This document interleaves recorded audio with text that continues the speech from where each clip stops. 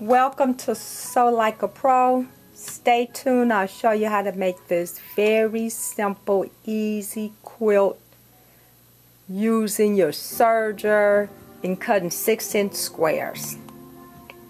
See you soon. Good afternoon. Welcome to Sew Like a Pro Quilting Edition.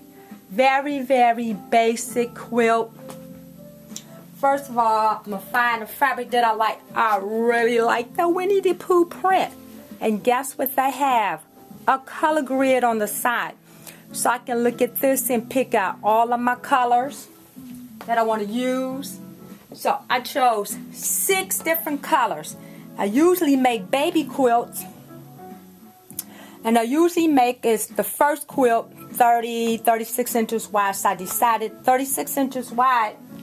So I stack my fabrics between 3, 4 at a time.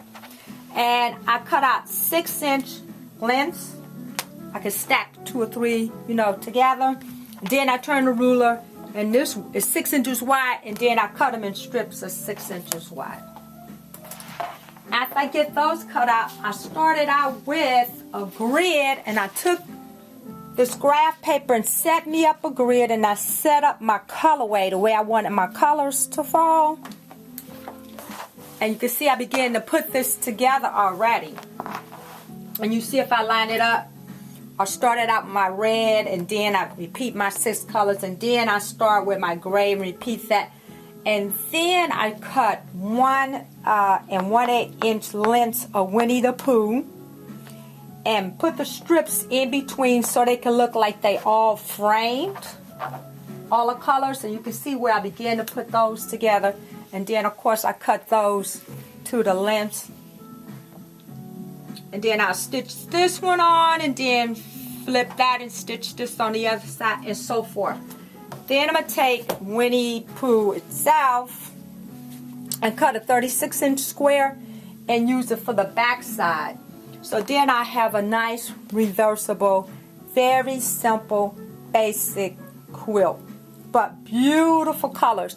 And the beauty of this is that I sew everything on the serger. Check me out.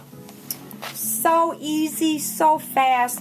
So what I do is I take the time, figure out what I want to do. Do it on the graph paper. Figure out how I want my pattern to go.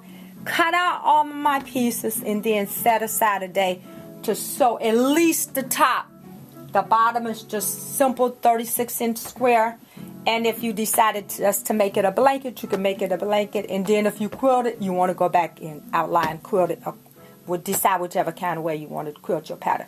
What I also try and make sure I do is when I stitch these on, that I make sure these are trying to line up in the exact same place. I'm not stretching anything out of place. So, thank you for joining in and watching. You have any suggestions or questions, please let me know. And may God bless all your sewing and quilting projects. And I'll see you next time.